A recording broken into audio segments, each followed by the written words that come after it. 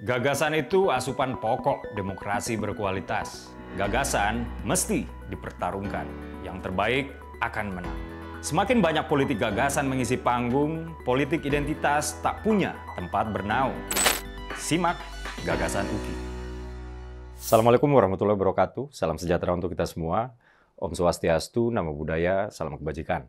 Teman-teman, kita sama-sama tahulah dari pemberitaan yang beredar belakangan bahwa telah terjadi ketidakharmonisan antara Pak Jokowi dengan PDIP ya sejak dicalonkannya Mas Gibran, putra Pak Jokowi sebagai calon wakil presiden RI mendampingi Pak Prabowo pada Pilpres 2024 lalu. Nah, reaksi emosional dari kader-kader PDIP sontak berhamburan muncul ke permukaan semenjak diumumkan pencalonan tadi. Misalnya, seperti yang saya kutip dari kantor berita suara.com ini. Politisi PDIP yang juga komandan tim hukum 03 Ganjar Mahfud, Pak Henry Yosodiningrat. Beliau menyebut bahwa Pak Jokowi itu pengkhianat. Beliau bilang dalam sebuah kesempatan, kemudian soal status Jokowi sebagai kader PDIP ya, tidak ada kader seperti itu. Itu bukan kader. Artinya kader yang berkhianat. Dulu kader, tapi sekarang tidak setelah ia berkhianat dan meninggalkan. Itu kata Pak Henry. Sementara Sekjen PDIP, ya Pak Hasto, seperti yang saya kutip dari kantor berita Tempo.co ini, pernah juga terkesan menuding Pak Jokowi berupaya membangun dinasti politik dengan menggunakan kekuasaan melalui pencalonan Mas Gibran. Beliau bilang, nepotisme ini menguat, kecurangan melalui penggunaan kekuasaan kian menguat juga. Itu kata Pak Hasto ya, tahun 2024 bulan Maret lalu. Menurut Pak Hasto, upaya Jokowi sudah melebihi ambang batas. Sementara Ketua PDIP Surakarta Pak FX Rudi bahkan pernah sampai membuat narasi yang membawa-bawa Ibu Iriana. Sebuah narasi yang nggak ada hubungannya lah dengan kepentingan publik. Saya nggak tega untuk mengulang narasi beliau dalam konten saya. Sebuah narasi yang sebetulnya urusan keluarga ya. Nah, masih banyak lagi sebenarnya ya statement-statement anggota PDIP yang ya ada yang bilang menyerang Pak Jokowi secara membabi buta. Ada pula yang menyebutnya ungkapan kekecewaan. Ada juga yang bilang reaksi emosional. Tapi Pak Jokowi bergeming. Pak Jokowi diam aja. Nah, belakangan dikabarkan bahwa Pak Jokowi nggak diundang dalam Rakernas PDIP pada tanggal 24 sampai 26 Mei di Ancol yang akan membahas positioning PDIP di dalam pemerintahan Prabowo Gibran yang udah dipastikan menang Pilpres 2024. Ketua Steering Komite atau SC Rakernas Pak Jarod Saiful Hidayat mengatakan Presiden Jokowi tampak sibuk dan menyibukkan diri. Sementara Kantor Staf Presiden atau KSP melalui Pak Ali Ngabalin tegas membantah tudingan bahwa Presiden menyibukkan diri. Ya, walau mengakui bahwa Presiden memiliki seabrek jadwal penting tiap hari. Kalau saya melihat kamus besar bahasa Indonesia sih ya, menyibukkan diri itu artinya menjadikan sibuk. Artinya dari yang tadinya nggak sibuk, menjadi sibuk. Bukan dari yang emang udah sibuk, menjadi sibuk. Jadi saya sepakat dengan Pak Ali Ngabalin bahwa narasi menyibukkan diri, ya ini nggak tepat dan terkesan mengada-ngada. Kembali kepada Rakernas. Teman-teman, belakangan banyak kalangan ya kemudian menganggap nggak diundangnya Pak Jokowi ke dalam kegiatan penting PDIP ini merupakan sinyal bahwa hubungan antara PDIP dengan Pak Jokowi bukan cuman berada di titik nadir, tapi udah game over.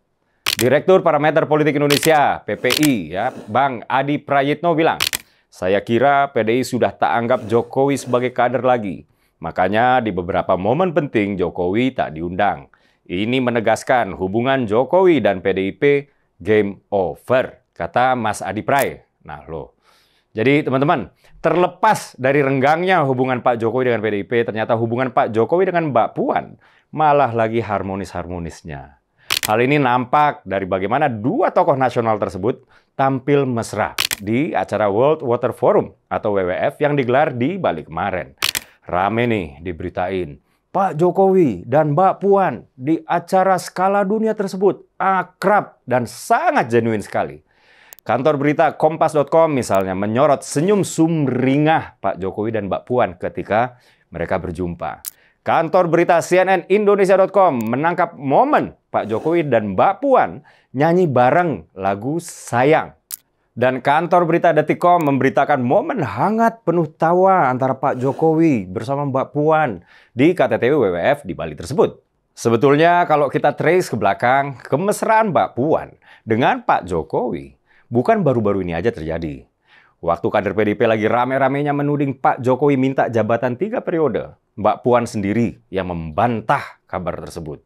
Dikutip dari kantor berita kompas.com, Mbak Puan bilang begini nih, Enggak pernah setahu saya, enggak pernah beliau meminta, yang dalam artian pada Ketua Umum PDIP ya, untuk perpanjangan 3 periode, kata Mbak Puan. Teman-teman, di video-video yang lalu saya membawakan narasi yang isinya pesan persatuan yang sedang dibawakan oleh Pak Prabowo. Mulai dari membuka diri kepada pendukung kontestan lain untuk bergabung ke dalam koalisi, hingga sekedar menjalin komunikasi sama mereka ya, supaya sentimen Pilpres yang sempat meruncing ini agar kembali melandai, terlepas perbedaan positioning, baik itu koalisi pemerintah maupun oposisi. Juga upaya beliau untuk melembagakan forum komunikasi presiden aktif dengan para mantan presiden atau gagasan Presidential Club yang belakangan ramai diperbincangkan. Saya setuju dengan Pak Prabowo terkait pentingnya arti persatuan. Saya pikir Indonesia lagi butuh-butuhnya lah yang namanya stabilitas nasional, yang cuma bisa dibangun dengan meningkatkan persatuan. Dunia belum pulih total akibat dampak pandemi COVID, seperti misalnya resesi global. Ada juga inflasi, yang kemudian disusul krisis Rusia-Ukraina, yang kemudian disusul lagi oleh krisis Israel-Palestina, dan yang terakhir ancaman Perang Dunia Ketiga setelah serangan Iran ke Israel.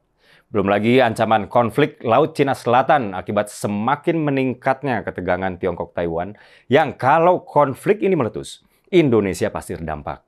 Di sisi lain, Indonesia juga sedang berupaya melawan tekanan Uni Eropa dalam upaya kita menjaga hasil perut bumi NKRI melalui kebijakan hilirisasi nikel agar kelak kita menjadi negara maju pada 2045.